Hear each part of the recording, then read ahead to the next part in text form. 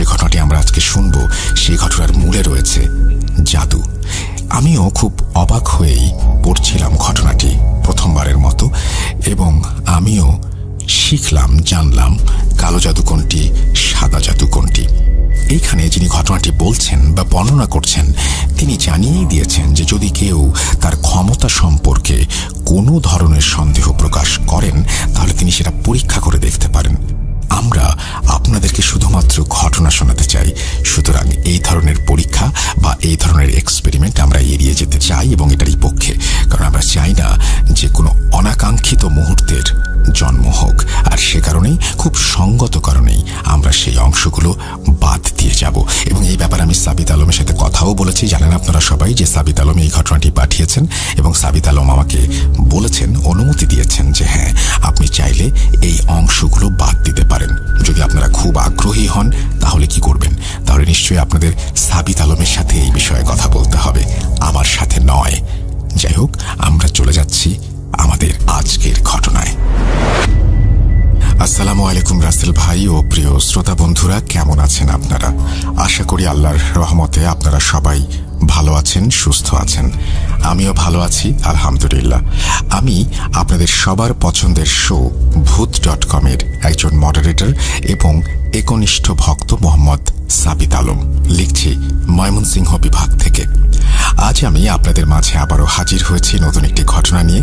কথা না বাড়িয়ে এবার বিরক্তিকর এক ঘটনার দিকে কর্ণপাত করে চলুন। বিরক্তিকর কেন বললাম সেটা আপনারা ঘটনা শুনে নিজেরাই বিচার করে নিতে পারবেন। তবে আমি দাবি করছি যে আপনারা এর আগে এমন কোনো ঘটনা কখনো শোনেননি। আজকের ঘটনাটি আমি কালেক্ট করেছি আমার পরিচিত একজন আঙ্কেলের কাছ থেকে। আঙ্কেলের নাম মোহাম্মদ আব্দুল হামিদ। উনি আমার কাছে আজ যে ঘটনাটি শেয়ার করেছেন সেটি মূলত ওনার খালাতো বোনের মুখে শোনা ঘটনা।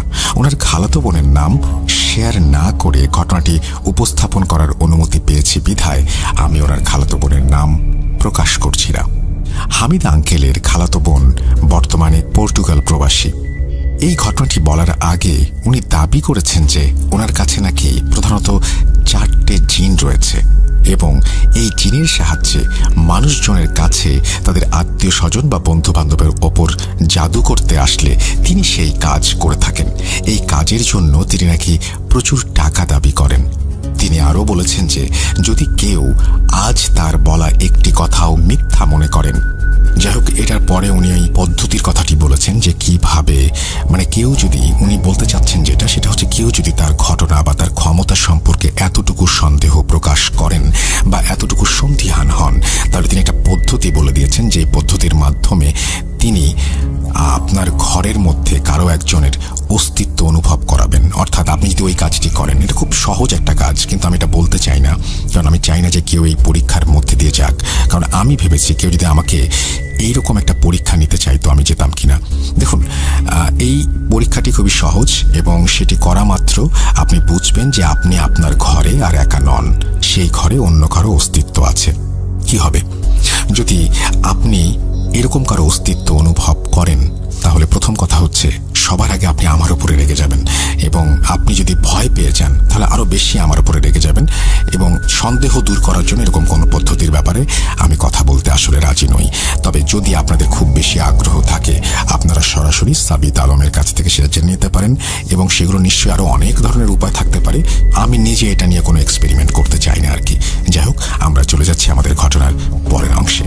শুরুতেই বলে রাখি যে এই ঘটনাটি সেই জাদুকরিনী মহিলা আমাকে 2 দিনে 2 পার্টে বলেছেন বিধায় আমিও ঘটনাটি পার্ট আকারেই লিখছি।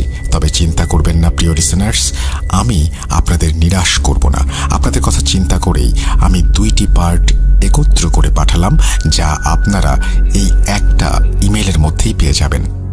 হামিদ আঙ্কেলের খালাতো বোনের বলা ঘটনাগুলো আমি ওনার ভাষাতেই বলছি এবং অনিচ্ছাকৃত ভুল ত্রুটির জন্য সবার কাছে ক্ষমা চেয়ে নিচ্ছি। বলছেন জাদু করিনি।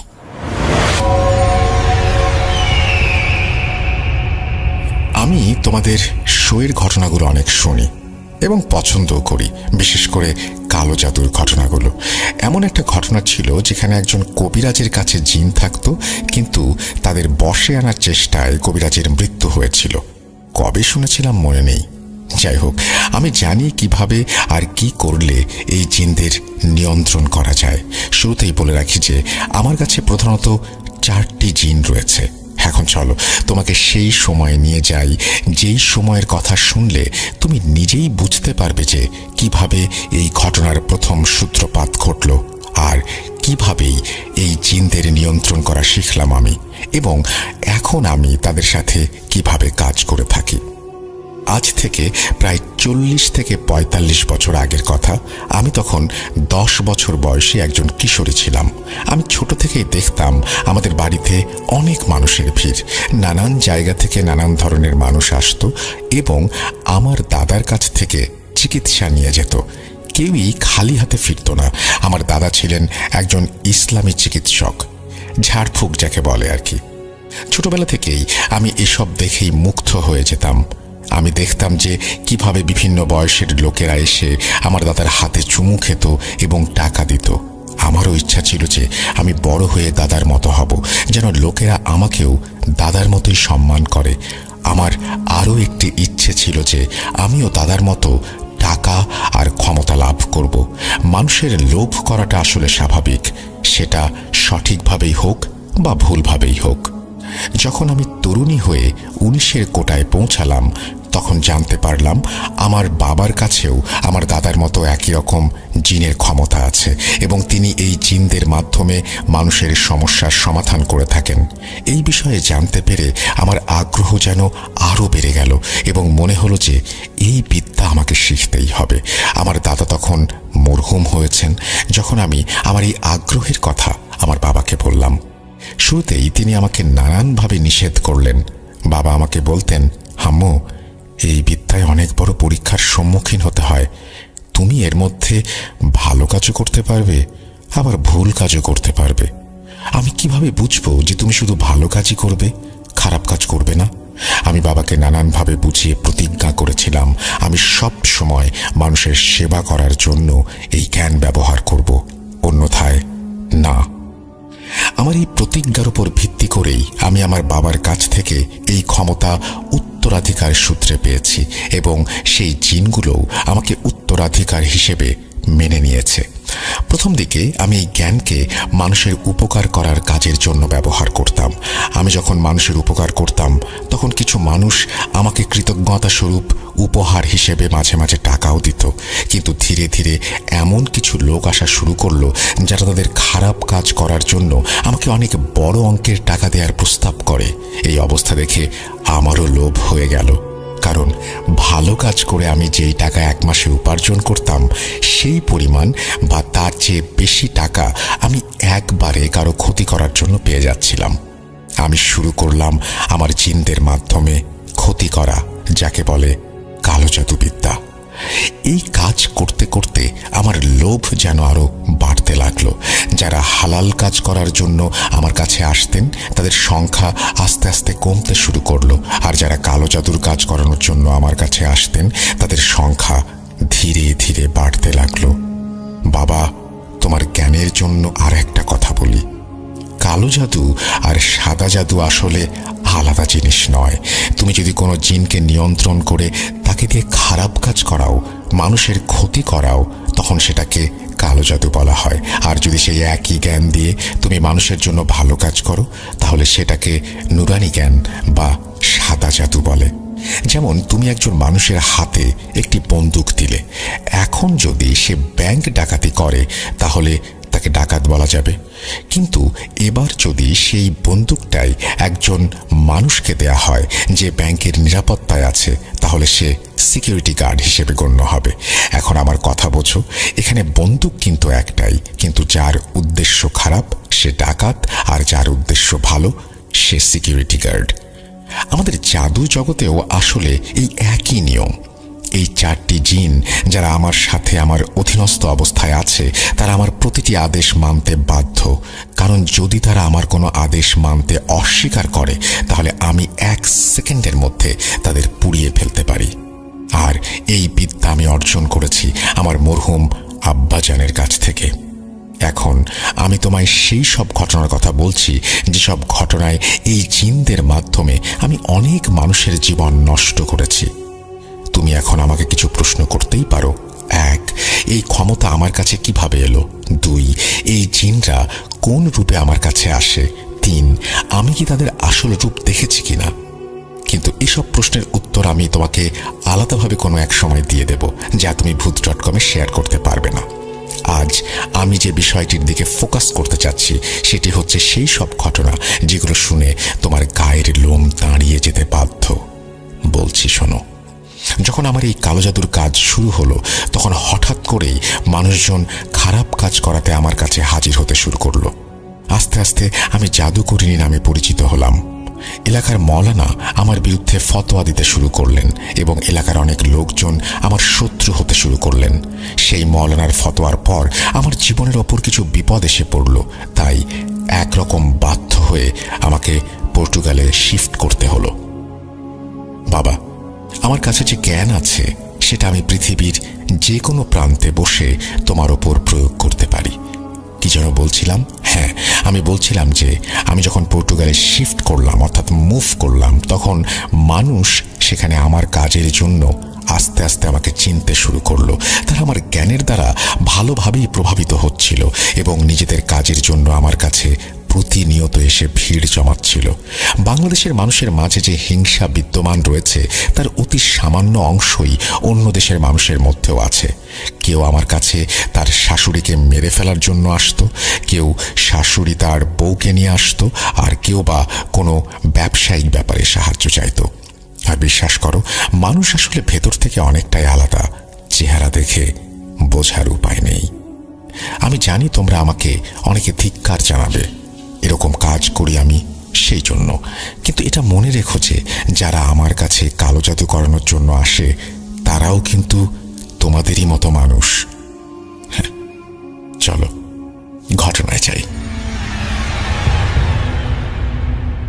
ঘটনা 1। পর্তুগালে একদিন আমার কাছে এক মহিলা এসেছিলেন। ওনাকে দেখে বেশ ধনী বলে মনে হচ্ছিল আমার দরবারে এসে উনি আমার সামনে 10,000 পর্তুগিজ ইউরো রেখে বললেন, এই নিন টাকা, এখন আপনি আমার কাজটা করতে বাধ্য। আমি যখন আমার কাজের উদ্দেশ্য ওনার কাছে জানতে চাইলাম, তখন উনি বলতে শুরু করলেন যে আপনি আমার পুত্রবধূকে মেরে ফেলার জন্য কাজ করবেন, নয়তো তার সাথে আমার ছেলের ঝামেলা সৃষ্টি করিয়ে দিয়ে তাদের ডিভোর্স করানোর ব্যবস্থা করবেন। আমি তখন ওনাকে বললাম যে আপনার কাজ তো হয়ে যাবে, কিন্তু আপনাকে বলতেই হবে যে কেন আপনি এমন কিছু করতে চাইছেন, বিশেষ করে আপনার পুত্রবধূর বিরুদ্ধে। উনি বললেন, আমার ছেলে আমার ইচ্ছার বিরুদ্ধে গিয়ে বিয়ে করেছে, আর যে বেহায়াকে সে বিয়ে করে এনেছে তাকে আমার একেবারেই পছন্দ নয়। সে একজন গোল্ড ডিগার, তাকে আমার ছেলের জীবনে আমি আর দেখতে চাই না। সেই মহিলা ওনার পুত্রবধূর ছবি সাথে করে নিয়ে এসেছিলেন। আমাকে দেওয়া টাকার সঙ্গে উনি আমাকে সেই ছবিটিও দিয়েছিলেন।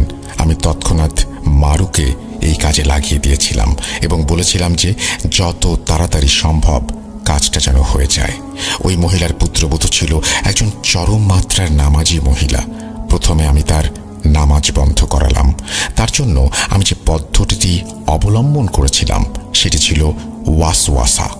আগে আমি মারুর মাধ্যমে তাকে ওয়াসওয়াসা দিতে শুরু করলাম। তারপর পাকি নাপাকি নিয়ে তার মাথায় এক কনফিউশন তৈরি করলাম। সে প্রথমে 1 ওয়াক্ত নামাজ পড়া ছেড়ে দিল, তারপর 2 ওয়াক্ত। ঠিক যখনই তার ঈমান দুর্বল হতে লাগলো, আমি তখনই তার ওপর প্রভাব বিস্তার করতে শুরু করলাম। যখন দেখলাম তার ঈমান একেবারেই দুর্বল হয়ে গেছে, তখন আমার পরবর্তী কাজ শুরু হলো। পরবর্তী কাজের জন্য তার কাপড়ের প্রয়োজন ছিল আমার, যেটার ওপর আমি জাদু করতে চেয়েছিলাম। সেই মহিলা যিনি আমার কাছে কাজের জন্য এসেছিলেন, ওনাকে দিয়েই আমি ওনার পুত্রবধূর কাপড়গুলো আনিয়েছিলাম। তারপর আমি সেই কাপড়গুলো একটি কবরে দাফন করলাম। যখন ওই কাপড়গুলো কবরে দাফন করা হলো, তখন সেই পুত্রবধূর মনে নিজের স্বামীর প্রতি ঘৃণা কাজ করতে শুরু করলো, যা দিনে দিনে বেড়েই যাচ্ছিল। হঠাৎ করে তার স্বামী তার কাছে খুবই বিরক্তিকর হতে শুরু করলো, আর তার মনে হতে লাগলো যে স্বামীর মাঝে অনেক কমতি বিদ্যমান।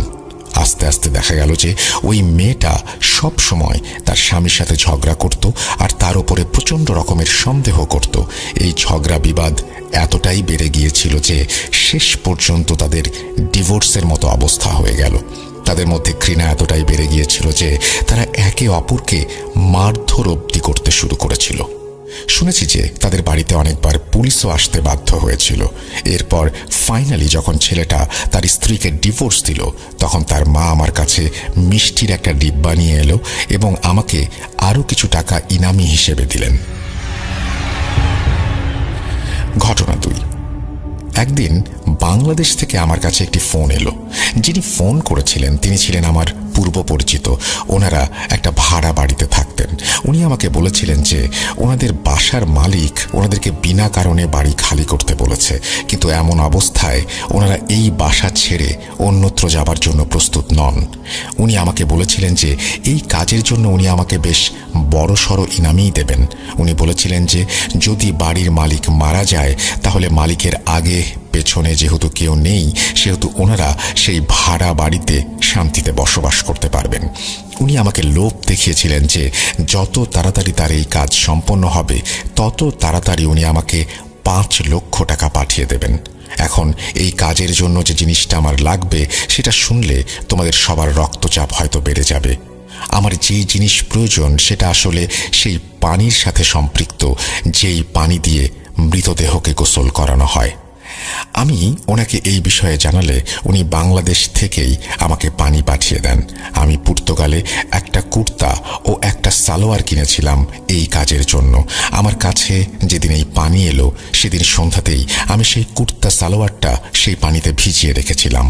কিছুদিন ভিজে থাকার পর আমি সেটাকে একটা ছায়ার মতো স্থানে শুকিয়ে নিলাম, আর সেই কুর্তা সালোয়ারটা আবার বাংলাদেশে পাঠিয়ে দিলাম এবং সেই ভাড়াটাকে বললাম এটা বাড়ির মালিককে উপহার হিসেবে দেবেন, এমনভাবে যেন এটি তার মেয়ের জন্য দিলেন।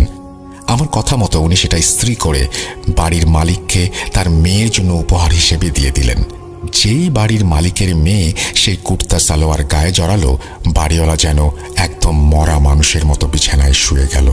এরপর সে অনেক ডাক্তার দেখিয়েও শেষ রক্ষা পায়নি। আমি জানতে পেরেছিলাম যে তার মৃত্যু হয়েছে 2 মাসের মধ্যেই। আমার কাজ শেষ হবার 1 সপ্তাহ পরেই সেই ভাড়াটে আমাকে 5 লাখ টাকা পাঠিয়ে দিলেন। আর উনি যদি আমাকে টাকা না পাঠাতেন তাহলে ওনার জানা ছিল যে ওনার অবস্থাও সেই বাড়ির মালিকের থেকে ভিন্ন কিছু হবে না। ঘটনা 3। তৃতীয় ঘটনাটি হলো একজন সৎ মায়ের। সেই সৎ মায়ের 3টি সন্তান ছিল, যাদের মধ্যে একজন কন্যা সন্তান ছিল ওনার হাজবেন্ডের প্রথম স্ত্রীর সাথে। এখন ওনার এই ভয় ছিল যে যদি ওনার স্বামী মারা যান তাহলে সম্পত্তিতে সৎ কন্যারও অংশ থাকবে। সেই অংশটা যেন মেয়েটা না পায়, এই কাজ করার জন্য সে আমার কাছে এসেছিল। উনি এই কাজের জন্য আমাকে 10 লাখ টাকার লোভনীয় অফার দেন। আমি জি হুজুর বলে কাজটা হাতে নিলাম। আমি ওনার কাছ থেকে 2 লক্ষ টাকা অগ্রিম নিলাম আর ওনাকে 2টা ডিম দিয়ে বললাম যে এই ডিমগুলো আপনার সৎ মেয়েকে খাওয়াতে হবে। উনি ডিমগুলো নিয়ে বাসায় চলে গেলেন। এরপর যখনই ওনার মেয়ে সেই ডিমগুলো খেলো, আমার সামাইল তার উপর হামলা করে দিল আর মেয়েটাকে আস্তে আস্তে পাগল বানিয়ে দিল। সেই মেয়েটা পাগল হয়ে সারাদিন ধরে নিজের শরীরের ওপর ছুরি, কাঁটা, ব্লেড দিয়ে জখম করতে লাগলো। তাকে বাধা দিতে গেলেও সে কারোরই হাতে আসতো না। তার বাবা যেহেতু ধনী ছিল, প্রথমে মেয়েটিকে উনি ডাক্তারের কাছে নিয়ে গেলেন, কিন্তু যখন পরিস্থিতি হাতের বাইরে চলে গেল তখন তাকে মানসিক হাসপাতালে ভর্তি করাতে হলো। আর যখনই সে হাসপাতালে ভর্তি হয়ে গেল আমার জন্য সে সহজ শিকারে পরিণত হলো। আমি তাকে মানসিকভাবে আরও দুর্বল করে দিলাম।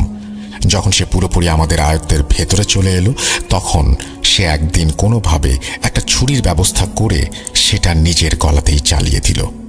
হাসপাতালের লোকেরা ভেবেছিল সে আত্মহত্যা করেছে, কিন্তু আমি আর তার সৎ মা এই ব্যাপারগুলো ভালো করে জানতাম যেটা কার কাজ। ঘটনা 4। চতুর্থ ঘটনা একজন রাজনীতিবিদের, যিনি তার প্রতিপক্ষের এক নেতার ওপর জাদু করতে চেয়েছিলেন। এটা তখনকার কথা যখন আমি বাংলাদেশে ছিলাম। উনি একদিন আমার কাছে এলেন এবং আমাকে তার সব সমস্যার কথা বলতে শুরু করলেন। উনি বলেছিলেন ওনার প্রতিপক্ষ যদি মারা যায় তাহলে উনি সহজেই নির্বাচনে জয়লাভ করতে পারবেন। ওনার কথা শুনে আমি ওনার কাছে ওনার প্রতিপক্ষ নেতার ছবি চাইলাম। যখন উনি আমাকে ওই বিরোধী প্রার্থীর ছবি দিলেন তখন আমি ওনাকে বলেছিলাম যে ওনার কাজ তো হবে, কিন্তু বদলে ওনাকে আমার 10 লাখ টাকা দিতে হবে। উনি আমার কথায় রাজি হয়ে গেলেন। এরপর আমি আমার কাজ শুরু করে দিলাম। কিন্তু কাজ শুরু করার কিছুদিনের মাথায় জানতে পারলাম সেই প্রতিপক্ষ কোনো এক জাদুকরের কাছ থেকে নিজের জন্য প্রোটেকশন নিয়ে নিয়েছেন আমার কাজের বিরুদ্ধে। সেই জাদুকরের বেশ কিছু জিন তার সিকিউরিটির জন্য নিযুক্ত ছিল, যা আমি আস্তে আস্তে বুঝতে পারলাম। আমার জিন যখন তাদের ওপর আক্রমণ করলো তখন বেশ ভালোই সংঘর্ষ হলো তাদের মাঝে। এই লড়াই হাতে হাতে লড়াই নয়, বরং জাদুকরদের মাঝে একে অপরের সাথে জ্ঞানের লড়াই। যখন আমি ওই জাদুকরের সাথে লড়ছিলাম তখন আমি বুঝতে পারলাম যে আমি দুর্বল হয়ে পড়ছি।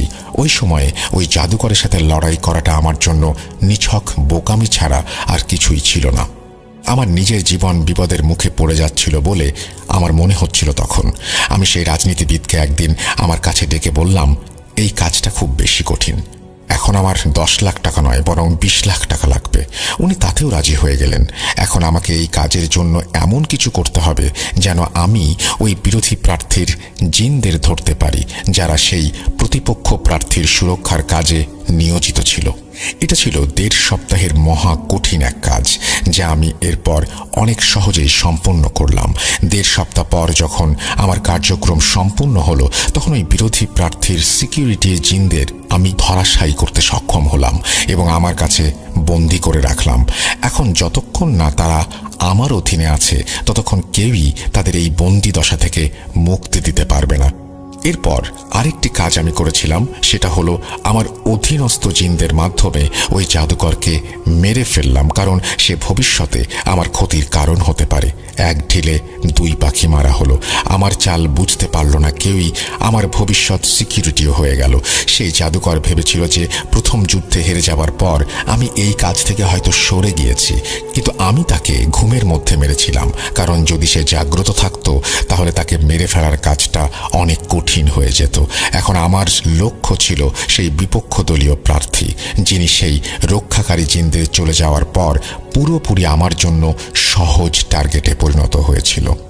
আমি আমার জিনের মাধ্যমে তার আত্মীয়কে পজেস করলাম। এরপর আমার জিন ওনার ওপর এমন এক মৃত্যু দিল যে তার মৃত্যু একদম স্বাভাবিক বলেই মনে হলো। তার পরিবারের লোকেরা পোস্টমর্টমও করালো না। করালেই বা আমার কি? হতে পারে তার পোস্টমর্টম রিপোর্টেও জানা যেত যে তার মৃত্যু স্বাভাবিক ছিল না, বরং তাকে গলা টিপে মারা হয়েছে। এবার খুঁজতে থাকো কে মেরেছে। শেষমেশ ধরা যদি কাউকে পড়তেই হয় তবে ধরা পড়লে পড়তো সেই বিপক্ষ দলীয় নেতার আত্মীয়ই। এটা ছিল সেই ঘটনা যার পর আমি পর্তুগালে যেতে বাধ্য হয়েছিলাম, কারণ সেখানকার পরিস্থিতি আস্তে আস্তে খারাপ হতে শুরু করেছিল এবং এও সম্ভব ছিল যে আমাকে ধরে ফেলতে পারত মানুষ। পঞ্চম ঘটনা হলো একজন পরিচিত ব্যবসায়ীর। এই বাংলাদেশি ব্যবসায়ী কানাডায় থাকতেন। ওনার একজন প্রতিদ্বন্দ্বী ব্যবসায়ী আমার কাছে আসেন এই কামনা নিয়ে যে উনি সেই কানাডা প্রবাসীর ব্যবসা শেষ করতে চান। এরপর যখন উনি আমাকে টাকা দেওয়ার প্রস্তাব করলেন আমি সঙ্গে সঙ্গে রাজি হয়ে গেলাম। এখন আমার সেই কানাডার ব্যবসায়ীর সকল তথ্যের প্রয়োজন। শুধু কালজাদু করতে চাওয়া ব্যক্তিটি আমাকে সেই কানাডার ব্যবসায়ীর ও তার মায়ের ছবি এনে দিলেন। ওনার মায়ের নাম আর ওনার নামও বললেন। আমি আমার জিনের দলকে সেখানে পাঠালাম যাতে তারা দেখতে পারে যে কোনো জাদুকর ওনার রক্ষায় নিয়োজিত আছে কিনা। যখন জানতে পারলাম যে সে সব জাদুতে বিশ্বাস করে না তখন উনি আমার সহজ শিকারে পরিণত হয়ে গেলেন। আমি জিনের মাধ্যমে ওনার ওপর জাদু করতে শুরু করলাম। ওনাকে জাদু করা মিষ্টি খাওয়ালাম আর ওনার চায়ের মধ্যে ছাগলের রক্তের কয়েক ফোঁটা দিয়ে দিলাম। এই যে কাজগুলোর কথা আমি বলছি সেই সব কাজ আমার সেই জিনগুলোই করেছিল। আমি এসব কাজ করে ওনার মস্তিষ্ক এমনভাবে নিয়ন্ত্রণ করছিলাম যে উনি সঠিকভাবে যেন কোনো ব্যবসায়িক সিদ্ধান্ত নিতে না পারেন। সঠিক সিদ্ধান্ত না নেয়ার কারণে ওনার ব্যবসায় বেশ কিছু ক্ষতি হয়ে গেল। আমার জিনও ওনার ওপর সবসময় নজর রাখত। যে কোনো সঠিক কাজ করতে গেলে তাকে সেখান থেকে পথভ্রষ্ট করে দেওয়া হতো। কয়েক মাস পর সে এত বড় ব্যবসায়ী রাস্তায় এসে দাঁড়িয়েছিল। বেচারা এত বড় ক্ষতি সহ্য করতে না পেরে মানসিক ভারসাম্য হারিয়ে ফেলল। শোনো, ঘটনা তো অনেক আছে, যদি তুমি বলো তবে আমি শুনিয়ে দিতে পারি। আমার কাছে তো অনেক ধরনের মানুষ আসে। আমি যে দাবি করছি ঘটনার শুরুতে, সেই দাবি আমি পুনরায় করছি। যদি তোমাদের বা তোমাদের শ্রোতাদের আমার দাবি মানতে অস্বীকৃতি থাকে, বা যদি মনে করো যেসব ঘটনা ভুয়া, তাহলে একটা কাজ করো, যদি তোমাদের মধ্যে কেউ আমাকে পরীক্ষা করতে চাও। আগেই বলেছিলাম, এখানে তিনি আবারও বলেছেন যে যদি আপনি সন্দিহান হন, এরপরে তিনি যেটা বলেছেন সেই পদ্ধতির কথা, তিনি আপনাকে বিশ্বাস করাতে সক্ষম যে এই পদ্ধতির মাধ্যমে আপনি আসলেই আর সন্দেহ রাখবেন না। যাই হোক, আমি সেটা স্কিপ করে গেলাম। এই জাদুকরণী মহিলা সেদিনের মতো ওনার ঘটনা শেষ করলেন। প্রিয় লিসেনার্স, কি ভাবছেন? ঘটনা শেষ? হ্যাঁ শেষ, তবে অর্ধেক। বাকি অর্ধেক শুনবেন না?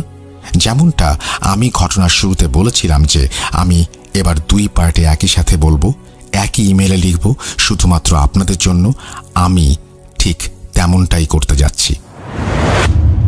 জাদুকরণীর এসব ঘটনা সেদিনের মতো শেষ করে আমি ঘটনাটি উনি যতটুকু বলেছিলেন ততটুকু লিখে সেদিনের মতো ঘুমানোর প্রস্তুতি নিলাম। এখন আমি আপনাদের সঙ্গে আমার ব্যক্তিগত অভিজ্ঞতা শেয়ার করতে চাই। যেদিন আমি এই ঘটনাগুলি লিখে ঘুমানোর জন্য শুয়ে পড়লাম, সেদিন রাতে ভোর 4:43 আমার ঘুম ভাঙল। আমি দেখলাম যে আমি মনে হয় উল্টো হয়ে আমার বুক বিছানার দিকে দিয়ে শুয়ে আছি। হঠাৎ মনে হলো আমার শরীরের নিচে থাকা তোষকটা যেন নড়ছে আর বুকটা ধরফর করছে। এতটা বেগে ধরফর করছিল যে মনে হচ্ছিল আমার শরীর কাঁপছে। আমি ভাবছিলাম যে এভাবে সবকিছু কাঁপছে কেন। আমার মাথায় এলো যে ভূমিকম্প হচ্ছে না তো আবার। আমি আমার ঘরের দরজার দিকে তাকালাম, মনে হচ্ছিল দরজাটা কাঁপছে খটখট আওয়াজ করে। হঠাৎ মনে হলো আমার কোমরের ওপর থাকা কম্বল কেউ ধরে টেনে নিয়ে যাচ্ছে। এসব বিষয়ে রিসার্চ করতে করতে মাঝে মাঝে ভয় জিনিসটা তেমন ছিল না। আমি বিছানা থেকে উঠে ডাইনিং রুমের দিকে গেলাম। ফ্যানের দিকে তাকিয়ে দেখলাম যে ফ্যান তো একেবারে স্থির, ভূমিকম্প তো হচ্ছে না। আমি বেসিনে মুখ ধুয়ে আমার ঘরের বারান্দায় গিয়ে একটা সিগারেট ধরালাম। রাত তখন 4:58। আমি সিগারেট খেয়ে রুমে ফিরে লাইট অফ করে আবার বিছানায় এসে শুয়ে পড়লাম। একটু তন্দ্রা আসতেই আবার সেই একই অনুভূতি, ভূমিকম্প, কেউ আমার কম্বল ধরে টেনে নামিয়ে নিয়ে যাচ্ছে। আমি এবার বিরক্ত হয়ে উঠে ঘরের লাইট অন করে দরজার সামনে দাঁড়ালাম। দরজা খুলে আমি বাইরে গিয়ে এমন এক দৃশ্য দেখলাম যা আমার কল্পনার অতীত। আমার ঘরের সামনেই যেন 50-60টা তেলাপোকা উল্টো হয়ে পড়ে আছে। আমি ভেবেছিলাম এগুলো হয়তো মৃত। আমি আমার রুমে এসে দেখি আমার রুমের মেঝেতে এমন আরও 50-60টা তেলাপোকা। বিছানার দিকে তাকিয়ে দেখলাম বিছানার মশারির ওপরেও মৃত তেলাপোকা। আমি হতভম্ব হয়ে দাঁড়িয়ে রইলাম। একটু পর ফজরের আজান দেবে। আমার আম্মু নামাজের জন্য উঠলেন। আমার রুমের সামনে এসে উনি আমাকে জিজ্ঞেস করলেন, কিরে, তোর রুমের বাইরে এত তেলাপোকা মরে পড়ে আছে কেন? আমি ওনাকে বললাম, রুমের ভেতরে আসো। উনি আমার রুমের ভেতরে এসে আমার মতো একটা শক খেলেন। এরপর উনি আমাকে জানালেন এটা অসম্ভব, কারণ বাসার কোনো রুমেই তেলাপোকা মরার কোনো মেডিসিন প্রয়োগ করা হয়নি। এরপর আমার মা ঘর ঝাড়ু দেবেন ভেবে ফুলের ঝাড়ু নিয়ে আমার রুমে উপস্থিত হলেন। আশ্চর্যজনকভাবে ঝাড়ুটার স্পর্শ পেয়ে প্রতিটি তেলাপোকা সোজা হয়ে দৌড়ে কোথায় পালিয়ে গেল। এই ঘটনার ব্যাখ্যা আমার আজও জানা নেই। আছে শুধু প্রশ্ন, যদি তেলাপোকা মারার মেডিসিন দেয় তাহলে এরা কেন মারা গেল না? আর যদি সারা ঘরে মেডিসিন দেয়া হয়, শুধুমাত্র আমার ঘরের সামনেই কেন এরা আসবে? ভূমিকম্প ছাড়া আমার ঘরের দরজা কিভাবে কাঁপলো? তর্কের খাতিরে যদি মেনেও নেই যে এসব নিছকই আমার মনের কল্পনা, তাহলে আমার আম্মু যা দেখলেন সেটা কি সত্যি না? আমি জানি না। এতক্ষণ নিজের ব্যক্তিগত অভিজ্ঞতার কথা কেন শেয়ার করলাম জানেন? শুনুন, জানতে পারবেন। এই ঘটনার প্রথম পর্ব শুনে আপনারা অনেকেই ভাবছেন হয়তো এই ছেলেটা হারামকে প্রমোট করছে। প্রিয় শ্রোতা বন্ধুরা, একটা কথা বলি, আপনারা তো প্রতিদিন নিউজ চ্যানেল দেখেন যেখানে ডাকাতি ও খুন, নানান ধরনের নেগেটিভ খবরও আসে। সেসব নিউজে এটাও বলা হয় কিভাবে ডাকাতি আর খুন করা হয়েছে এবং এসব নিয়ে মানুষকে সতর্কও করা হয়। এর মানে এই নয় যে তারা ডাকাতি বা খুনকে প্রচার বা প্রমোট করছে, বরং এর উদ্দেশ্য হলো মানুষকে জানানো যে আজকাল এই দুনিয়াতে এই দেশে কি ঘটে চলেছে। আরেকটা কথা বলি, আপনারা আবার এই ঘটনার প্রথম অংশ শুনতে পারেন, যেখানে এই মহিলা কখনোই এটা দাবি করেননি যে তিনি কালো জাদু করেন। যদিও উনি কালো জাদু শব্দটার ব্যবহার করেছেন, কিন্তু উনি শুরুতেই ক্লিয়ার করেছেন যে উনি জিনদের মাধ্যমে কাজ করে থাকেন। ওনার বলা সব ঘটনার একমাত্র উদ্দেশ্য হলো আমাদের সেই জিনের দুনিয়ার সম্পর্কে জানানো, আর এটাও জানানো যে আসলে এই দুনিয়া আছে আমাদেরই মাঝে, আর এটাও জানানো যে এই দুনিয়াটা কিভাবে কাজ করে। তবু আমি বলে রাখি যে ওই মহিলা যাই বলেছেন, ওনার কোনো প্রকার বক্তব্যের জন্য আমি কোনো দায়িত্ব নিচ্ছি না। তিনি যা কিছু বলেছেন আমি শুধু সেটা ওনার ভাষায় আপনাদের সামনে উপস্থাপন করছি। এর পেছনে কি রহস্য আছে সেটা আল্লাহই ভালো জানেন। যাই হোক, চলুন আমরা আবার সেই জাদুকরিনীর ঘটনায় মনোনিবেশ করি। ঘটনার পরের অংশ আমি আবারও জাদুকরিনী মহিলার ভাষাতেই বলছি এবং অনিচ্ছাকৃত ভুল ত্রুটির জন্য ক্ষমা প্রার্থনা করছি। বলছেন জাদুকরিনী: বাবা, কেউ যদি নিজের নাম আর তার মায়ের নাম লিখে থাকেন কমেন্ট সেকশনে, তাহলে তোমার এবং তোমার শ্রোতাদেরও বিশ্বাস হয়েছে এতক্ষণে যে আমি কে, আমার সাথে কে আছে আর আমি কি করতে পারি। এই ঘটনা যেদিন প্রচার হবে তার আগের দিন তুমি আমাকে জানাবে। আমি তোমাদের কমেন্ট পড়ব প্রথম অংশ শেষ হবার পরে। তোমাদের কমেন্ট সেকশনে অনেকেই হয়তো এতক্ষণে বলেছে বা বলবে আগামীকাল যে তাদের স্বপ্নে এমন কিছু ঘটে গেছে যার কোনো ব্যাখ্যা নেই। যাই হোক, এবার তোমাকে একটা মজার কথা বলি। আমি কিন্তু ইতিমধ্যে টুকটাক তোমাকেও দেখিয়েছি গত রাতে। বুঝতে পেরেছ হয়তো যে আমি কি করতে পারি। এখন তুমিও এই ব্যাপারে অনেকটাই জানো। বাবা, তোমাদের কমেন্ট সেকশন চেক করো তো। অনেকেই এখন আমার নামে হয়তো জাহান্নামের সার্টিফিকেট বিলি করছে, অথচ যারা এই সার্টিফিকেট বিলি করছেন এনারা নিজেরাও জানেন না যে এনারা কোথায় যাবেন, কিন্তু অন্যদের জাহান্নামের সার্টিফিকেট এমনভাবে দিচ্ছেন যেন এনাদের নিজেদের জান্নাতে যাওয়াটা পাকা হয়ে গেছে। আমি জানি যে আমি গুনাহগার, আমি অনেক গুনাহ করেছি, কিন্তু প্রতিটি কাহিনীর দুইটা দিক থাকে। যেখানে আমি মানুষের সাথে অনেক অন্যায় করেছি, সেখানে কিছু মানুষের ভালো করার জন্য তাদের উপকারও করেছি। এখন কিয়ামতের দিনই পরিষ্কার হবে কার পাল্লা কতটুকু ভারী। এখন তোমাকে আমি যে ঘটনাগুলো বলবো সেগুলো আমার ভালো কাজগুলোর মাঝের কিছু কাজ, যার মাধ্যমে তোমরা বুঝতে পারবে যে আমি মানুষকে সাহায্যও করেছি। আবারও বলি যে আমার জ্ঞান ভুল নয়, আমি কোনো ভুল চিৎকার করিনি, কোনো শয়তানের কাছে সাহায্য চাইনি, কোনো শিরক বা কালাম পড়িনি। আমি জিনের মাধ্যমে ভালো কাজও করি এবং একইভাবে খারাপ কাজও করি। ঘটনা 1। একদিন আমার দরবারে একজন মহিলা এসে হাজির হলেন। ওনাকে দেখে যেন খুবই বিমর্ষ মনে হচ্ছিল আমার। এটা তখনকার ঘটনা যখন আমি বাংলাদেশেই থাকি। সেই মহিলা আমার সামনে দাঁড়িয়ে কাঁদছিলেন এবং হাত জোর করে বলছিলেন যে ওনার পরিস্থিতি কতটা খারাপ।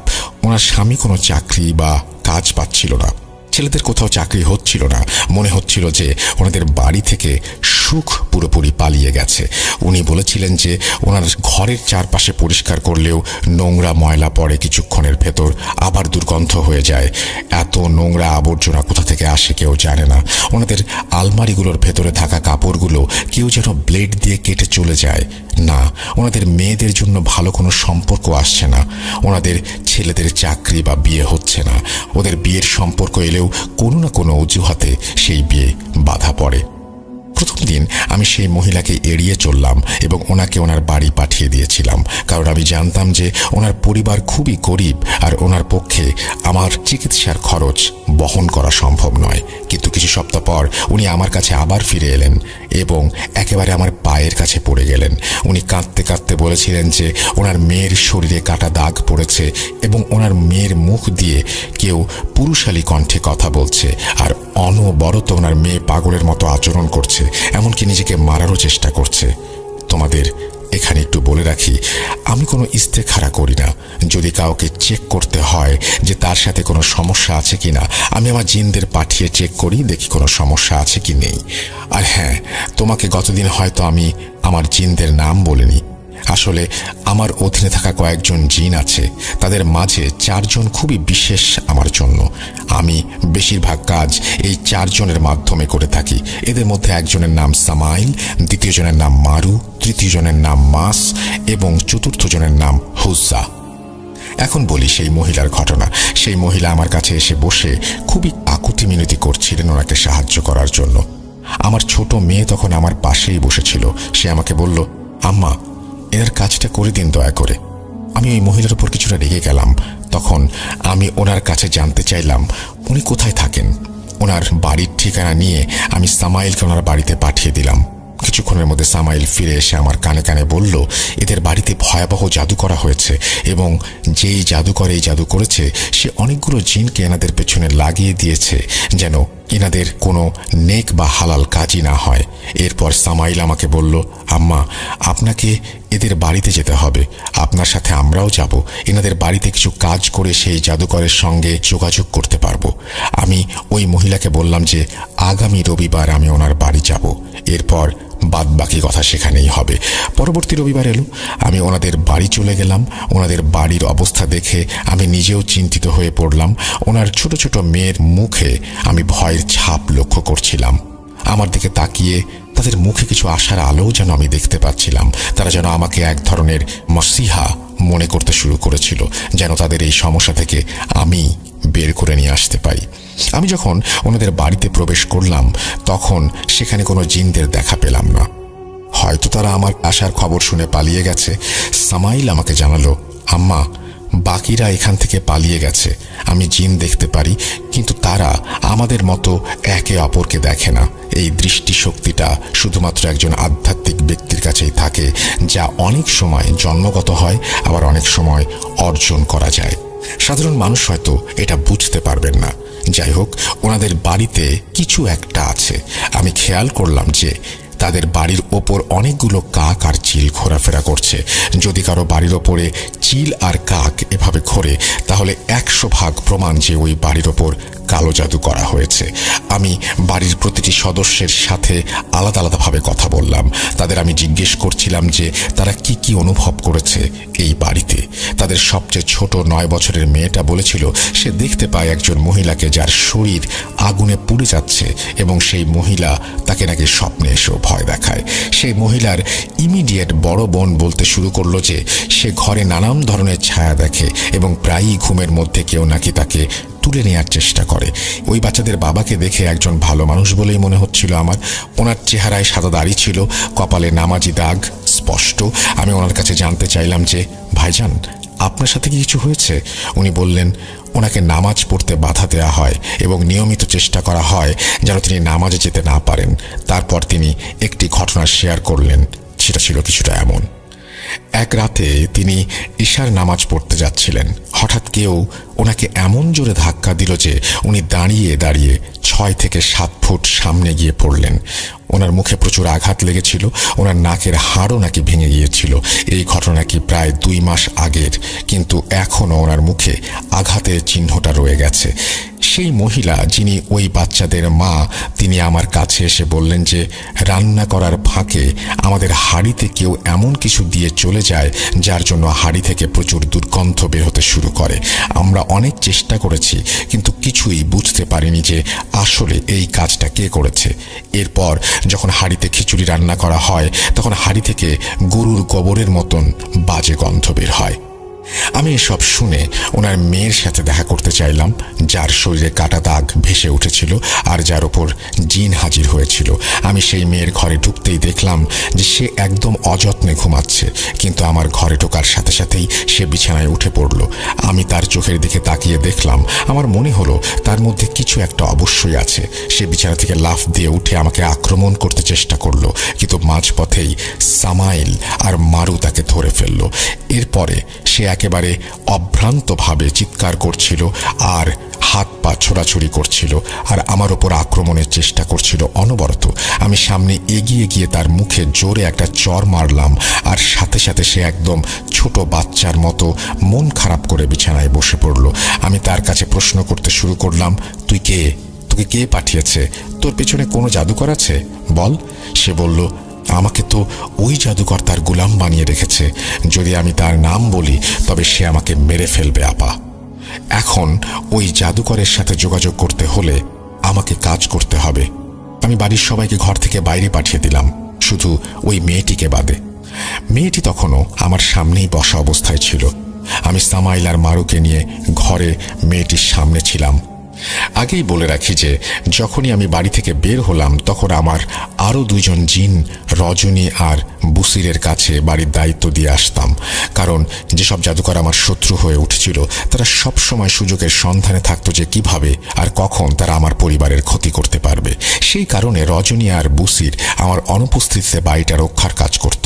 যাই হোক, আমি সেই মেয়েকে সামনে বসিয়ে আমার মতো জাদুর আয়াত পড়া শুরু করলাম। কিছু সময় পর সেই জাদুকর আমাকে তার জিনের মাধ্যমে তার বার্তা পাঠাতে লাগলো। এটা এমন একটা পরিস্থিতি যখন আমরা জাদুকররাই আর এক জাদুকরের বিরুদ্ধে লড়াই করি। এই লড়াই চলাকালীন আমরা একে অপরের শক্তি সম্পর্কে ধারণা পাই। সেই জাদুকরও আমার শক্তির কথা বুঝে গিয়েছিল। আমি সামাইল আর মারুকে তার ডেরায় পাঠিয়ে দিয়েছিলাম। সেই জাদুকর তৎক্ষণাৎ পিছনে হটতে বাধ্য হলো আমার খবর পেয়ে এবং আমাকে খবর পাঠালো, ঠিক আছে, আমি আমার জিনদের ফিরিয়ে নিচ্ছি। যখন আমি তাকে খবর পাঠিয়ে জিজ্ঞেস করলাম যে এই কাজটা কে করাচ্ছে তাকে দিয়ে, আমার প্রশ্ন শুনে সে খবর পাঠিয়ে দিল, আপনি যেই বাড়িতে বসে আছেন ওই বাড়ির মহিলার স্বামীর বড় ভাইয়ের বউ আমাকে দিয়ে এই জাদু করাচ্ছে। আমি কারণ জানতে চাইলে সে বলল ওই মহিলা তার ছেলের সাথে এই বাড়ির এই মেয়ের বিয়ে দিতে চেয়েছিল, কিন্তু যখন তারা বিয়েতে রাজি হয়নি তখন সে বাড়িতে আমাকে দিয়ে জাদু করিয়েছে। আমি জাদুকরকে খবর পাঠালাম আর বললাম যে ওই বাজে মহিলাকে যেন তাড়াতাড়ি ডেকে নিয়ে আসে এবং আমার সাথে ফোনে কথা বলিয়ে দেয়। একটু পরেই সেই বাজে মহিলার ফোন আসলো, কিন্তু সে আমার সাথে খুব খারাপ ব্যবহার করছিল। বলছিল যে যদি এই জাদুকর পিছিয়ে যায় তাতে কি হয়েছে, আমি অন্য কাউকে দিয়ে এই জাদু করিয়ে নেব। তার কথা শুনে আমি বুঝে গিয়েছিলাম সে জেদি প্রকৃতির খারাপ ধরনের মানুষ এবং প্রতিশোধের নেশায় পুরোপুরি পাগল হয়ে গেছে। আমি তাকে প্রথমে ভালোভাবে বোঝানোর চেষ্টা করলাম, কিন্তু সে মানল না। এরপর আমি তাকে হুমকি দিয়ে বললাম যে তুই নিজের পরিণতি দেখে নিস, এই বাড়ির সবার কাছে এসে তোকে মাফ চাইতে হবে। এরপর একদিন সেই মহিলা কাপড় শুকাতে ছাদে এসেছিল। আমি আগে থেকেই মারুকে সেখানে ডিউটিতে রেখেছিলাম। মারু সেই মহিলাকে ছাদ থেকে ধাক্কা দিয়ে ফেলে দেয়। আমার নির্দেশ অনুযায়ী ছাদ থেকে পড়ে তার পা ভেঙে গেল। যখন তার পায়ের আঘাত কিছুটা ভালো হলো তখন সে হুইল চেয়ারে তার দেবরের পরিবারের কাছে এসে ক্ষমা চাইল এবং এবার তাদের ওপরে জাদু করানোর জন্য তওবা করল। ঘটনা 2। আরেকটা ঘটনা যে আমি তোমাকে বলবো সেটা হলো পর্তুগালের কোনো এক রয়্যাল ফ্যামিলিকে নিয়ে। একদিন আমি আমার এক মুরিদের কাছ থেকে জানতে পারি যে সেই পরিবারের ওপর নানান রকমের সমস্যা চলছে। ওনারা নাকি অনেক পীর ফকির চিকিৎসক দেখিয়েছেন, কিন্তু কেউই তাদের সমস্যার সমাধান করতে পারেনি। ওনারা আমাকে আমার এক পরিচিত ব্যক্তির মাধ্যমে বার্তা পাঠিয়ে ওনাদের বাড়িতে আসার আমন্ত্রণ জানালেন। বেশ নামি দামি লোক হওয়ার কারণে ওনারা নিজে আমার কাছে আসতে পারলেন না, বিধায় আমি ওনাদের বাড়িতে যাওয়ার আমন্ত্রণ গ্রহণ করলাম। কিন্তু তখন আমি জানতাম না যে ওনাদের সঙ্গে ঠিক কী ধরনের সমস্যা আছে, কারণ ওনারা প্রায় সব কিছু গোপনে রেখেছিলেন। আর আমি চাইলে সামাইল বা মারুকে দিয়ে খোঁজ নেওয়াতে পারতাম, কিন্তু টাকা ছাড়া এই কাজ আমি করবই বা কেন। যাই হোক, আমি যখন ওনাদের বাড়িতে পৌঁছালাম, অথবা বলতে পারো যে ওনাদের প্রাসাদে পৌঁছালাম, তখন দেখলাম ওনাদের পৈতৃক বাড়ির পেছনে একটা বিশাল বড় জঙ্গল ছিল। কিন্তু যেই মুহূর্তে আমি ওনাদের বাড়িতে প্রবেশ করলাম, চারিদিকে শুধু জিন আর জিনই দেখতে পেলাম। ওনাদের প্রাসাদের ছাদ থেকে নিচের মাটিতে, গলিতে, দরজার সামনে প্রতিটি জায়গাতেই জিন হাজির ছিল এবং এরা কোনো সাধারণ জিন নয়, বরং আমার মনে হচ্ছিল যে যিনি এই জিনদের এখানে পাহারার দায়িত্বে দিয়েছেন তিনি সাধারণ কোনো জাদুকর নন। এরপর যখন আমি ওনাদের ঘরের ভেতরে প্রবেশ করলাম তখন ওনারা আমাকে খুব উষ্ণ অভ্যর্থনা জানালেন এবং আমাকে সম্মানের সাথে বসালেন এবং খাওয়ালেন। আমি ওনাদের জিজ্ঞেস করলাম, আচ্ছা এবার আপনারা বলুন তো আপনাদের সমস্যাটা কি, কারণ ইতোমধ্যে আপনাদের বাড়িতে আমি যে ভারী পাহারা দেখেছি সেটা মোটেই স্বাভাবিক নয়। ওনারা আমাকে জানালেন যে পরিবারের 2 ছেলের মধ্যে সম্পত্তি নিয়ে অনেক ঝামেলা হচ্ছে। তারপর সেই পরিবারের একজন মহিলা বললেন, আমার স্বামীর ছোট ভাই আমার স্বামীর ওপর জাদু করিয়েছে, অর্থাৎ 2 ভাইয়ের পরিবারের মাঝে যেই পরিবারের ওপর জাদু হয়েছে সেই ভাইয়ের পরিবারই আমাকে এখানে ডেকে পাঠিয়েছে। ছোট একটা ছেলে আমার পাশে দাঁড়িয়ে বলল, আব্বু যেন কেমন করে আনছি। আমি তাকে জিজ্ঞেস করলাম, তোমার আব্বু কোথায়? তখন সেই ছেলের মা বললেন, ওর আব্বু ওপরে ঘরে আছে, কিন্তু আপনি আগে বুঝে নিন এই কাজটা আপনি করতে পারবেন কিনা। আমি বললাম, আমি পারবো, আমাকে নিয়ে চলুন। সেই জাদুকর এই বাড়ির ওপর যত জিনের ডিউটি বসিয়েছিল তারা আমাকে দেখে খুবই সতর্ক হয়ে গিয়েছিল, তারা সব দিক থেকে আমাকে গভীরভাবে পর্যবেক্ষণ করছিল এবং ভয় দেখানোর চেষ্টা করছিল। কিন্তু যেহেতু আমি আমার নিরাপত্তা নিয়ে এসেছিলাম, অর্থাৎ সামাইল এবং মারু যেহেতু আমার সাথেই ছিল, সেহেতু তারা আমার ওপর আক্রমণ করতে পারছিল না। যখন সেই মহিলা আমাকে ওনার হাজব্যান্ডের ঘরে নিয়ে গেল, আমি তখন দেখলাম যে ওনার হাজব্যান্ড নিজের ঘরে এদিক থেকে ওদিকে হাঁটছে। ওনার ঘরে ঢুকতে আমি বুঝতে পারলাম যে ওনাকেও কেউ পজেস করেছে এবং উনি এই মুহূর্তে পজেস অবস্থাতেই আছেন। ওনার সম্পূর্ণ ঘর যেন ছায়ায় ডুবেছিল। এত আলো থাকার পরেও সেখানে ঘন কালো অন্ধকার যেন সবকিছু ঢেকে দিয়েছিল। প্রথমেই সেই মহিলার হাজব্যান্ড আমার দিকে তাকিয়ে জিজ্ঞেস করলো, আরে ভাই, তুই তো আগে লোকজনদের উপর জাদু করতিস, এখন জাদু এমনের জন্য আসিস? উনি আমার সাথে বাংলা ভাষায় কথা বলছিলেন, যদিও তিনি বাংলা জানতেন না। এমনকি ওনার পরিবারের কেউই বাংলা জানত না। আমার সাথে কথা বলার জন্য ওনারা একজন অনুবাদক রেখেছিলেন যে আমাদের একে অপরের কথা বুঝিয়ে দিচ্ছিল। ওনার পরিবারও সেই মহিলার হাজব্যান্ডকে বাংলায় কথা বলতে দেখে রীতিমতো অবাক হয়ে গিয়েছিল। আমি ওনাদের বললাম, আপনারা একটু বাইরে গিয়ে বসুন, আমাকে একা একা রোগীর সাথে কথা বলতে দিন। এখন যেহেতু উনি একজন রয়্যাল ফ্যামিলির ওয়ারিশ, সেহেতু ওনার কিছু প্রোটোকল ছিল। ওনারা আমাকে একা রেখে যেতে একটু ভয় পাচ্ছিলেন। ওনাদের নিরাপত্তা কর্মীরাও আমাকে একা ওনার সাথে কাজ করতে দিচ্ছিলেন না। অবশ্যই আর কোনো উপায় না দেখে ওনাদের পরিবার আমার কাজের অনুমতি দিলেন। ঘরের ভেতরে যেতেই আমি ওনাকে জিজ্ঞেস করলাম, বল তুই কে এবং এনাদের কেন বিরক্ত করছিস? সেই ব্যক্তি একটি কর্কশ পুরুষ কণ্ঠে আমার সাথে কথা বলতে লাগলো। আমি কিছুক্ষণ চুপ থেকে আমার জানা জাদুর পড়াগুলো পড়ছিলাম। এমন সময় হঠাৎ ওনার আওয়াজ মেয়েলি হয়ে গেল। আমি বারবার ওনাকে জিজ্ঞেস করছিলাম যে তাকে এখানে কে পাঠিয়েছে, কি তার নাম, কিন্তু সে আমার কথার উত্তর না দিয়ে আমাকে নিয়ে বিদ্রূপ করছিল। এবার আমি রেগে গেলাম। একটা মোমবাতিতে আগুন দিলাম এবং সেটা সেই পজেস ব্যক্তির নাকের কাছে ধরলাম, যা জিনকে পুড়িয়ে মারার পদ্ধতি। যেই আমি মোমবাতি জ্বালিয়ে আমার জাদুর আয়াত পড়ে কাজ করতে শুরু করলাম, কিছুক্ষণের মাঝেই জিনটা পুড়ে ছাই হয়ে গেল। কিন্তু জিনটা পুড়ে যাওয়ার পর যেটা হলো সেটা আমি কখনো ভাবিনি। আমি ওই ঘরটাকে বেষ্টনী দিয়ে ঘিরে রেখেছিলাম, তবুও বাকি জিনগুলো ভেতরে ঢুকতে শুরু করলো। আমি হতবাক হয়ে গেলাম যে আজ পর্যন্ত কেউ আমার এই বেষ্টনী পার করতে পারেনি। বেষ্টনী ভাঙতে পারলেও তারা আমার উপর হামলা করতে পারছিল না সামাইল আর মারুর জন্য। আমি বুঝতে পারছিলাম যে তাদের পেছনে যে কেউ আছে সে খুবই শক্তিশালী। আমি আমার জানা সবচেয়ে শক্তিশালী আমল বের করলাম, যেটা আমি আগে কখনো ব্যবহার করিনি, কারণ কখনো প্রয়োজন পড়েনি। যেই আমি সেটা পড়তে শুরু করলাম, জিনগুলো সব ঘর থেকে বেরিয়ে চলে যেতে লাগলো। কিন্তু ওই পজেস ব্যক্তির ওপর নতুন এক জিনের আবির্ভাব হলো। সে আমাকে বলছিল যে আমাদের জাদুকর আপনার সাথে দেখা করতে চাইছে। আমি সামাইলকে বললাম, ওর সাথে যাও এবং দেখা করো সেখানে কি হচ্ছে আর কে এই ব্যক্তি যে এই লোকের ওপরে কালো জাদু করেছে। সামাইল সেই জিনের সঙ্গে সেই জাদুকরের ডেরায় গেল। সে সেখান থেকে ফিরে এসে আমাকে বলল সেখানে প্রায় 14 জন জাদুকর আছে। এটা একটা আফ্রিকান দেশ যেখান থেকে এই জাদু করা হচ্ছে। সেই জাদুকর বার্তা পাঠিয়েছে যে যদি আমরা একে অপরের সঙ্গে লড়াই করি তাহলে দুজনেরই জীবন বিপদের মুখে পড়তে পারে। তাই ভালো হবে যদি আমরা নিজেরা লড়াই বন্ধ করি এবং এই সমস্যার সমাধান খুঁজে বের করি। সেই জাদুকর আমাকে সেই ব্যক্তির নামও বলেছিল যে এই জাদু করতে আদেশ দিয়েছে। আমি এরপর সেই পজেস ব্যক্তির ওপর থেকে পজিশনের সমস্যার কাজটা শেষ করলাম এবং ওনার পরিবারকে পুরো পরিস্থিতির খবর জানিয়ে দিলাম। ওনাদের পরিবারের সন্দেহ যে ব্যক্তির ওপর ছিল, সেই সন্দেহই ঠিক ছিল। নিজের আপন ছোট ভাই তার নিজের বড় ভাইয়ের ওপর সম্পত্তির লোভে জাদু করিয়েছে। ছোট ভাইটা শহরের বাইরে থাকায় তাকে জলদি বাড়িতে ফেরার জন্য খবর পাঠানো হলো। পরের দিন ছোট ভাই আসার পরে সে আমাদেরকে জাদুকরের লোকেশন বলে দিয়েছিল, যার মাধ্যমে সে এই জাদু করাচ্ছিল। কারণ আমার দেয়া এত সব প্রমাণ দেখে ছোট ভাই যথেষ্ট ভীত হয়ে গিয়েছিল এবং সবকিছু স্বীকার করতে বাধ্য হয়েছিল। এরপর সে এই জাদু তুলে নেবে বলে সবাইকে আশ্বস্ত করে। এখন যেহেতু দুটো পক্ষই পিছিয়ে এসেছে, সেহেতু ওনারা নিজেরাই সেই সম্পত্তির বিরোধটাও শান্তিপূর্ণভাবে মিটিয়ে ফেললেন। সেই রয়্যাল ফ্যামিলি আমাকেও একটা বড় পুরস্কার পাঠিয়েছিলেন। এরপর এই ঘটনাগুলো বলার কারণ হলো যে যারা আমাকে জাদুকরি বলেছে তাদের উদ্দেশ্য করে এসব বলা। এগুলো আসলে জাদু বললেও কোনো জাদু নয়, এগুলো আসলে একটা প্রক্রিয়া যার মাধ্যমে আমি খারাপ কাজও করতে পারি, ভালো কাজও। আপনাদের সবাইকে আন্তরিকভাবে ধন্যবাদ জানাই এই ঘটনাটি শোনার জন্য, এবং রাসেল ভাইকে ধন্যবাদ জানাই এত কষ্ট করে এত সুন্দরভাবে উপস্থাপন করার জন্য।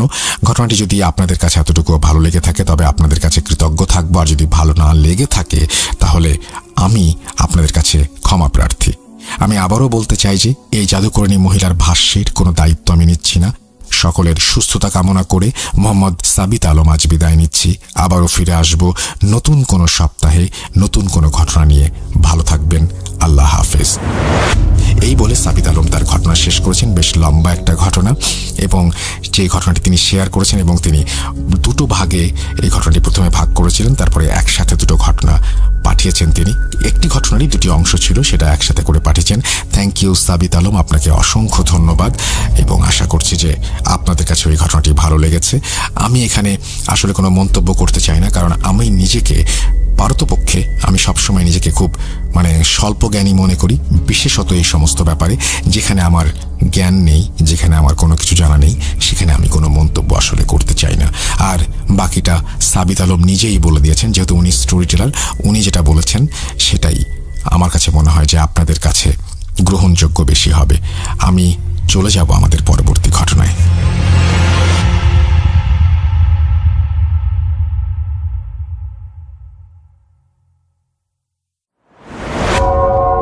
আবারও রাতের আঁধারে ভয়ের রাজ্য ফুঁড়ে ফিরেছি সেই পুরনো সুরে। বিশ্বাস করা বা না করা আপনার ব্যাপার, but the old music comes alive. Bhoot.com. The fear returns with Russell. Welcome back, আপনাদের সবাইকে স্বাগত জানাচ্ছি। আমি রাসেল। অদ্ভুত রকমের একটা ঘটনা শুনলাম, এবং এই ঘটনা পড়ার সময় আমি বিভিন্নভাবে অস্বস্তি বোধ করেছি, এবং আমি সাবিতকে ফোন দিয়েছিলাম। সাবিতের সাথে আমি কথা বলেছি যখন ঘটনাটি পড়ছিলাম, আমি তখনই যে কেন এরকম একটা অবস্থা। যাই হোক, আমি এটা নিয়ে কোনো মন্তব্য করতে চাই না, কারণ আমি এইগুলো এত কম বুঝি। একটু আগেও বললাম, যেটা নিয়ে মন্তব্য করলে হয়তো শুধুমাত্র আপনাদের হাসানো হবে, এবং আমি হাসির পাত্র হয়ে উঠব। যাই হোক, সাবিত প্রথম ঘটনাটি যেমন আপনাদেরকে শোনানোর জন্য লিখে পাঠিয়েছিলেন, এর পরবর্তী ঘটনাটা সাবিত নিজের মুখেই বলবেন। তো আমরা সরাসরি চলে যাব সাবিত আলমের কাছে, এবং সাবিত আলম একটা ঘটনা আপনাদের নিজের মুখে বলে শোনাবেন। আপনারা জানেন যে সাবিত আলম শুধুমাত্র চমৎকার লেখেনই না, তিনি চমৎকার একজন স্টোরি টেলার। সুতরাং তার কণ্ঠে তার বলা ঘটনাটিও আশা করছি আপনাদের ভালো লাগবে। দেরি না করে চলুন শুনে আসি।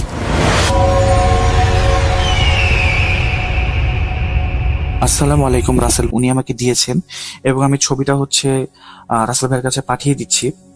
এরপরে এটা আপলোড করলে আপনারা সবাই দেখতে পারবেন যে আসলে কোথায় এই ঘটনাটা ঘটেছিল। তো এই ছিল আজকের ঘটনা। আশা করি আপনাদের ভালো লেগেছে। যদি ভালো লেগে থাকে তাহলে আপনাদের কাছে আমি কৃতজ্ঞ, আর যদি ভালো লেগে না থাকে তাহলে আমি আপনাদের কাছে আসলে করজোরে ক্ষমা প্রার্থী। আবারও কথা হবে নতুন কোনো সপ্তাহে নতুন কোনো ঘটনা নিয়ে। ততদিন পর্যন্ত ভালো থাকুন, সুস্থ থাকুন, আমাদের সাথে থাকুন। আল্লাহ হাফেজ।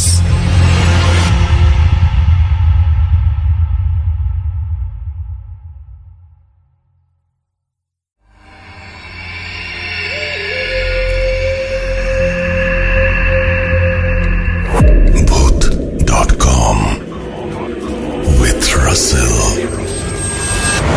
ওয়েলকাম ব্যাক, আপনাদের সবাইকে স্বাগত জানাচ্ছি। আমি রাসেল। আশা করছি আপনারা সবাই ভালো আছেন, ভালোর দলে আছেন। আমিও ভালো আছি, ভালোর দলে আছি। এই মুহূর্তে আমরা চলে যাব আমাদের পরবর্তী ঘটনায়। আশা করছি এই ঘটনাটি আপনাদের ভালো লাগবে। প্রথম থেকে শেষ পর্যন্ত আমাদের সঙ্গে থাকার জন্য আপনাদেরকে অসংখ্য ধন্যবাদ। চলুন শুরু করা যাক।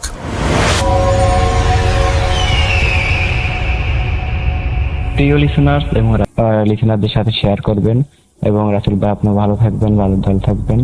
সবাইকে আসসালামু আলাইকুম।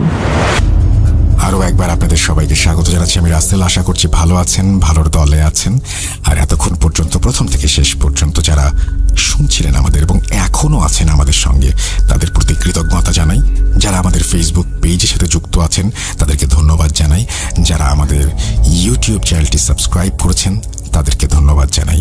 আপনারা সবাই ভালো থাকবেন, সুস্থ থাকবেন। 2025 আমরা চেষ্টা করব আরো দারুণ দারুণ ঘটনায় আরো ভয়াবহ করে তুলতে। আশা করছি আমাদেরকে আপনারা সাপোর্ট করবেন, আমাদের সঙ্গে থাকবেন, ভালো থাকবেন সবাই।